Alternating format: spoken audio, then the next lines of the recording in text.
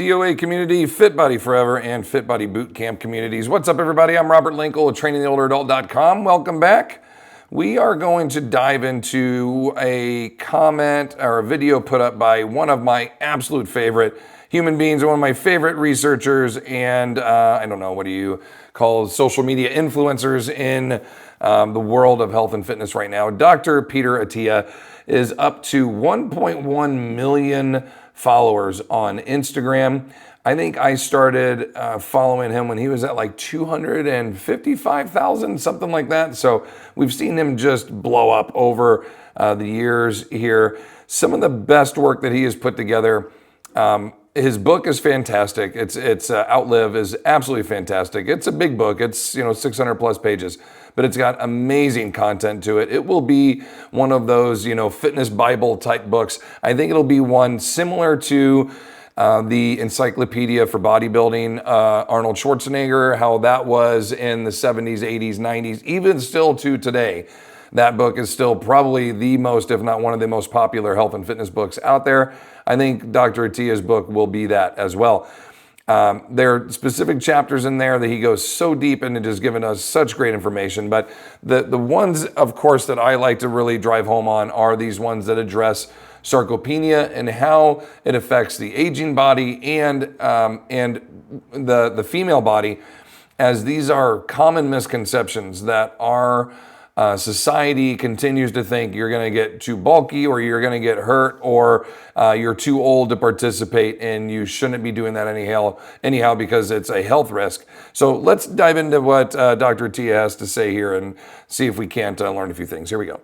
Lifting heavy weights is essential for everyone at every... Lifting, I'm 3 seconds in. Lifting heavy weights is essential for everyone at every age. At every age, across the board. Okay. Now, granted, we don't want 4-year-olds doing 1 rep maxes off the floor. You've got to let your body adapt and build into this. But there's nothing wrong with small children learning to be fit and learning to manipulate and move their body weight and or light loads around. There's neuromuscular facilitation, is learning how to do these patterns: a squat, a lunge, a press, a pull, a push-up, a row, an inverted row, a pull-up, handstands, crawling, bear crawling, crab walks, planking, handstands, cartwheels across the board, tumbling, all of this, climbing ropes, walking on balance beams, tight ropes, all of this kind of stuff. These are all really good physical activities that don't necessarily help you in the world of I'm going to get big and strong, but it's teaching you movement patterns and how to neuromuscularly work certain patterns at a young age. So as you get older, you're primed and practiced at them when the time comes to let's back squat, let's goblet squat, let's deadlift, let's swing a kettlebell, let's do cleans, let's do snatches. Your body goes, I've done actions and movements and things like this in the past. Now I know what's going on. Now I know what to do. Okay, here we go. Get men or women. One of the big misconceptions is women don't need to lift weights. Completely wrong. If other than older adults, other than people 50 and over, women are the second group of people. I always say I strongly encourage you to lift weights. Why? Women are 3 times more likely to men to get osteopenia. That is the early onset of muscle degeneration, or basically your bones getting soft. And they're 3 times more likely to get osteoporosis as well. But when does that start? We are seeing cases now as early as late 20s, ladies. It means that you are not physically active, not doing anything to demand any kind of muscle mass and or bone density restraint put onto your body to make your bones stay hard. And that way, there's no demand for that, so they're just softening. Encouraging, meaning maybe your work is that you just sit at a computer and you sit in one position and you don't really do anything athletically. Sitting all day and then sleeping, and then sitting all day and sleeping, you don't put any demand through your body. So your bones are just going to continue to get softer and softer and softer. This can happen in the late 20s, early 30s. People are being diagnosed with osteopenia, if not osteoporosis. Now, if you're getting it that young, where back in, I would say, the 80s, nobody had osteoporosis unless they were in their 50s, 60s, 70s. Because of our lifestyle, things drastically have to change. We really need you to at least once, twice, 3 times a week, do a little bit of resistance training and get up and walk and be active and put some demand through your body. Okay, here we go. Yeah, that's Completely incorrect.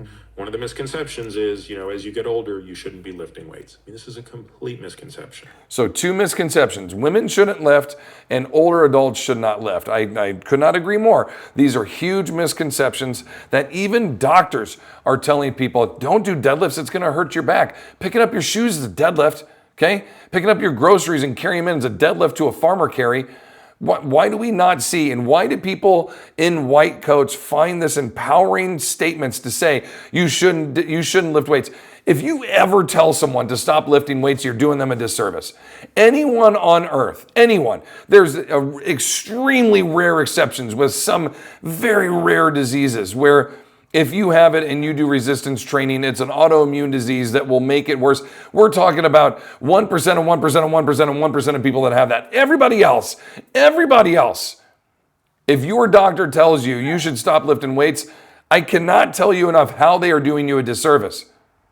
Now, if you say, well, I've damaged my back, or I broke my back, or I hurt my back, or I've hurt my knee, or whatever the case is, of course, there are modifications that need to be made, but we should never stop moving. We should never stop resistance training. Why? Because it's what makes our bones dense, and the muscles are what move our bones around. So as long as we want to move for the rest of our life and live some kind of quality of life, we need muscle mass and we need dense bones to help us do so.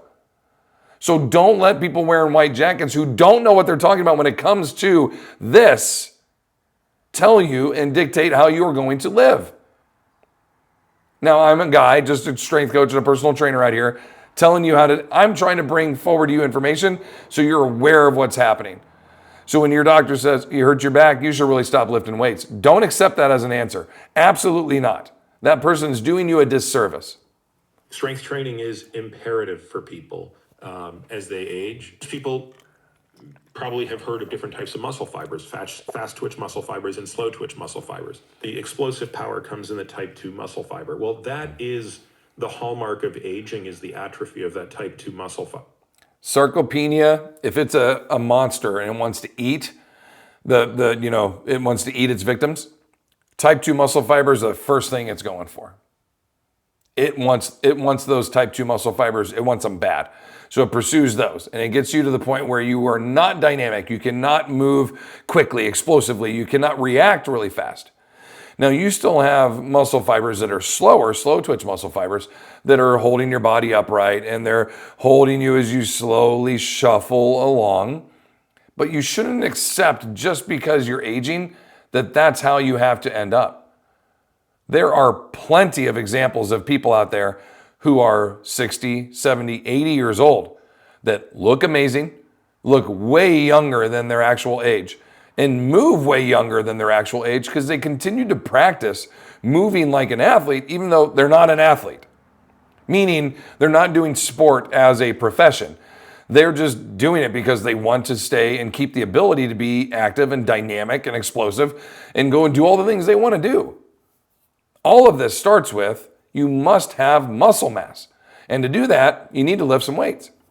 When you're 80 years old, if you lose your footing slightly and let's just say you're stepping off a curb and you lose your footing, you need to be able to react with enormous force. Super quick. So much of the injury we see in people as they age is the direct result of the atrophy of that powerful, fast to fatigue muscle fiber. And why wouldn't it? If people are not training it, of course they're not going to maintain it, okay? I talked about this in my webinar, my webinar on menopause. It's on our website there if you want to see it, on our YouTube channel as well. We talk about if you don't practice a skill, you will lose it, right? You can throw something so far. Well, if you don't continue to do that on a regular basis, you're going to lose the ability to do that.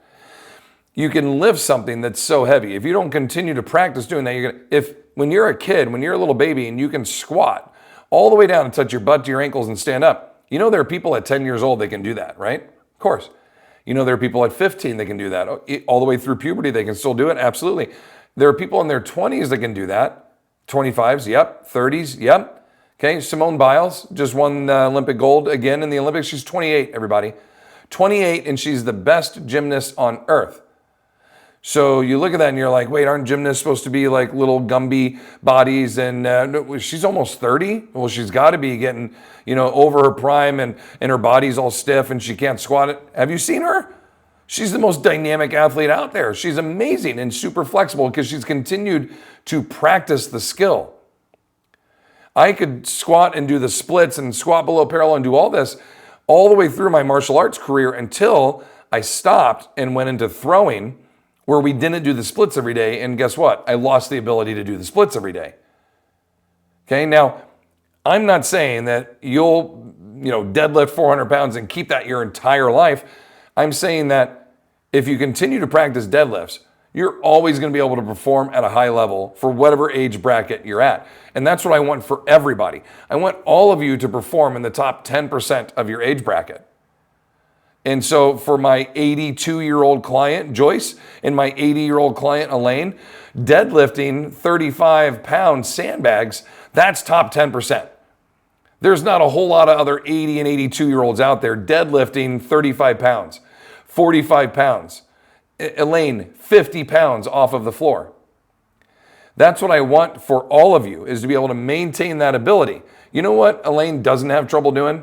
Picking up and carrying in her groceries. Picking up her suitcase and moving it along. These are lifelong actions and skills for our sport of life, is training to deadlift and push and pull and carry and walk and ascend stairs and descend stairs and get up and down off the floor. You have to have muscle to do all these things. And so if we practice these skills, you will maintain these skills. And just because you lose it doesn't mean you can't get it back. You absolutely can. Assuming that you have functioning faculties, meaning I probably won't be able to do the splits again because I have 2 fake hips. But can I get really mobile and very flexible again? Absolutely. Like I was when I was 13? Probably not, but close. I could get more pliable, more flexible than I am now if I practice it every day. And just like anything else, any skill, playing the violin, deadlifts are the same thing. If you continue to practice that skill, you'll maintain a high level of doing so. Just in this case, playing the violin probably brings joy to your life, right? But it doesn't help you stand up any better. It doesn't help you sleep at night. It doesn't help you carry things in and out of the car. It doesn't reduce your lower back pain. It doesn't help you live longer by 30 to 40% expectancy. It doesn't improve your quality of life, other than it brings joy, artistically to you. My point is resistance training has a carryover to all the other things that you want to do in life. It is the foundational piece. If you build muscle and stay strong, violin, vacations, family and friends, trips, whatever skill, whatever it is, from the smallest thing, I like to knit better. If you're stronger, you'll knit better. Muscle mass is the key to all of this. And how much work are we talking about? How much lifting? 3 20-minute bouts a week. That's an hour, everybody. If you lift weights for 3 20-minute bouts every week, Monday, Wednesday, Friday, 20 minutes, 20 minutes, 20 minutes. On the other days, go for a 30-minute walk.